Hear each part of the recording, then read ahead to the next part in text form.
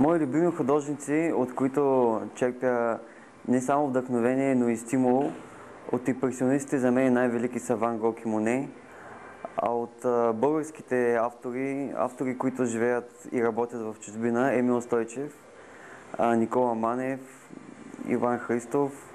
За мен най-важното в една картина е да преобладава, да се усеща духа и да се усеща по този начин и връзката, която тези преди малко споменати художници за мен най-добре правят. Връзката с зрителя. Всъщност изкуството се прави, за да прави щастливи, за да носи любов на отсрещния човек. Моят девиз е от Библията, от послание към коринтяни: щом любов нямам, нищо не съм. Именно затова любовта за мен е стимул и мерило не просто за съществуване, а за един истински и пълноценен живот.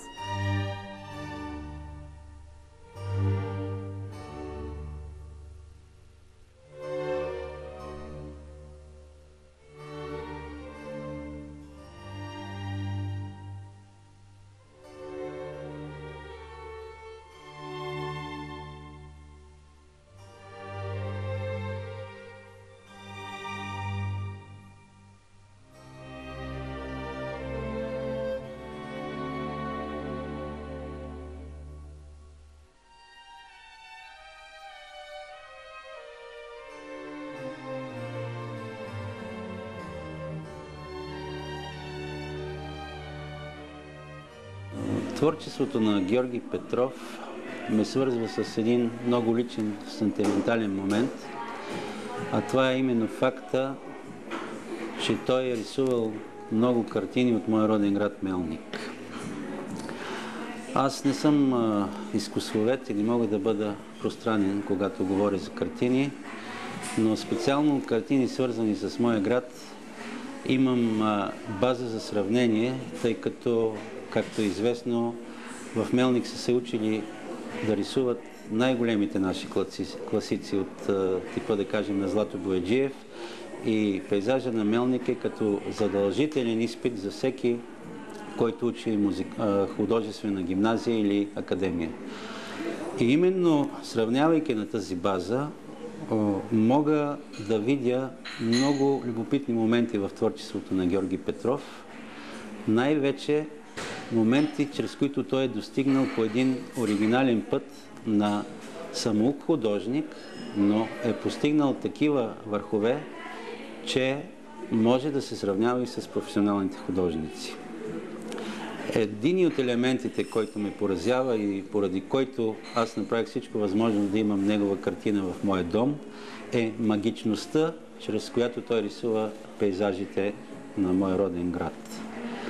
Тази магичност на хълмовете и на къщите не се постига токотай, и точно това е силата, която ме привлича в неговите картини.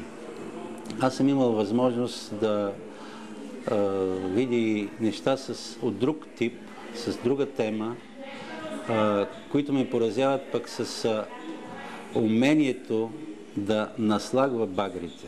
Именно да наслагва багрите, с което ми дава така една много приятна възможност да медитирам върху тези картини и да усещам въздействието на изкуството, което всъщност е нещото, заради което ние го ценим.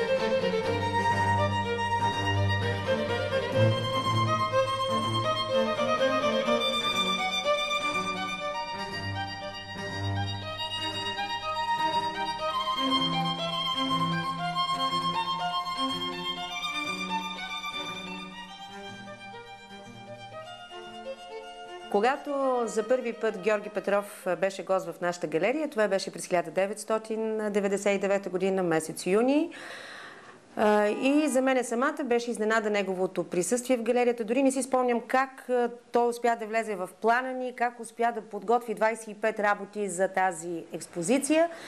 Помня само, че център на вниманието тогава беше неговата майка, която се представи същата вечер с стихосбирка. Но някак си тя остана в сянка на своя син, който представи една много стойностна изложба, изцяло подчинена на българския дух и стил в рисуването. За мен това беше изненада, защото той е много млад и според мен младите хора трябва да гледат по един малко по-различен начин на изобразителното изкуство, особено на живописта. По-обобщено, по-абстрактно, по-знаково. Георги е точно обратното на този тип млади хора. За мен тогава беше изненада, че от общо 25 неща, които беше изложил в галерията ни, ние успяхме да продадем в рамките на една седмица 11 неща. Това се случва много рядко и за мен самата беше голяма изненада. След това спорадично той оставаше по някоя и друга работа в галерията, имаше си свои фенове и обикновено това не бяха българи. Мога да го кажа спокойно. Явно той влияе по някакъв опосредствен начин с своите картини на нашите клиенти, които са от други страни. Но това, което за Георги е по-важно, е, че той не е само обикновен художник. Той е и менеджер, той сам се представя и успява да се представи по един много успешен начин.